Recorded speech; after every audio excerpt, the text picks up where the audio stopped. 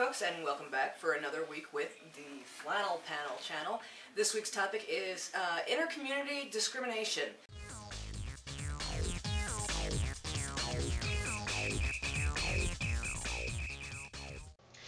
Inter-community discrimination makes about as much sense as this outfit does. Not to say that this is better than this, because it looks just about as uniform. And there's nothing wrong with this either.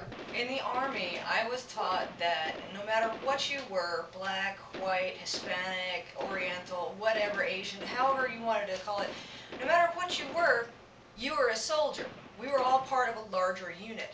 There's nothing wrong in taking pride in who you are and how you identify.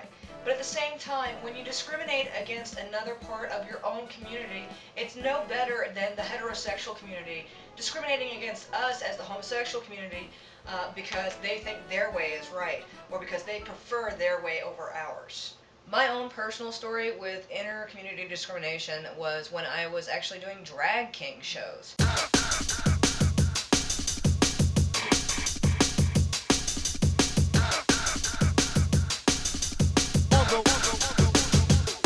If you think about it scale-wise, the homosexual community is not exactly large in the first place. So let's break that down even further to folks who are doing drag. And to top it off, drag king. Drag king is so small when you think about the drag community that there's really not a whole lot of us around. Let's break that down even further. I was in Huntington, West Virginia. If you were a homosexual in Huntington, West Virginia, you were one of 5. Okay, well, maybe 50.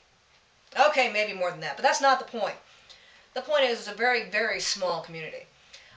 Inter-community discrimination for me was when I was trying to be an entertainer. Now, one of the biggest misconceptions of drag kings and drag queens is that anybody who dresses in drag wants to be the other gender. Not so much for me.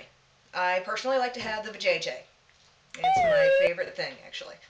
But anyhow, doing drag for me was about entertaining. Now, because my singing skills are not enough to actually hit a Billboard chart, or for that matter, sing without making people's ears bleed, lip syncing was my next best bet. Also, my dancing skills, while I don't exactly look like an epileptic having a seizure on the floor, I still do that very offbeat cat scratch type of dance. So that was not something that I could do and make any money at. So, but I could go to choreographed steps, which I had 2 choices at that point. I could either be a cheerleader, which if you're looking at me, you know I am no cheerleader, or I could do line dancing. Yeah, not for me. Anyways, so what I had done, I was at the house one night, and a good friend of mine had come over, and he was getting ready to do a drag show that night, and he told me, it's amateur night, why don't you go ahead and come out and, do a show? So I, why not? I don't mind. Well, most drag kings have a drag daddy. I had a drag mama. Her name was Selena Faith. Love her. Unfortunately, we did lose touch. But so far as the discrimination portion of it, that doesn't happen very often.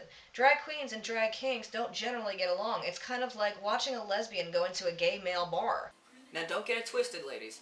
You know darn well that if a gay man walks into a lesbian bar, we act as though they just shit on the floor. But I'm not going to go too far into it because I'm pretty sure the battery on the camera is getting ready to die. But we face enough problems with discrimination just for being gay, just for being living alternative lifestyles so far as sexual orientation is concerned. Whether you're gay, straight, bi, tri, pansexual, I don't know. But we need to stop putting labels on things and understand one simple concept. I'm going to take you back before I was even born. William Shakespeare, in his Merchant of Venice play, actually had the best quote on this, and it said, "If you prick me, do I not bleed?" And way back when in the Shakespearean days, he had it right. We're all human. So whether we prefer to go to bed with girls, boys, somewhere in between, it doesn't matter. Whether we choose to dress like a boy, dress like a girl, or if we have moments, if we switch back and forth, it doesn't matter. Okay? We have enough problems with discrimination in the homosexual community. Let's not compound it even further by discriminating by subcategory. Okay? I'm going to go ahead and list out some of the things that I've heard just in my own sexual orientation, just a few of the nicknames or labels. Um, I'm going to go ahead and put some of those out there. If I'm missing one, comment down below. Let me know the different euphemisms you've heard for lesbian or gay. Um, and don't forget, folks, don't say that's so gay.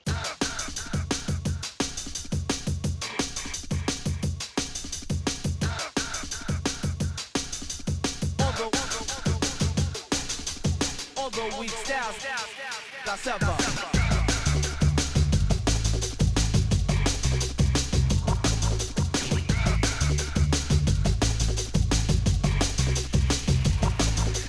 Although we styles ourselves up.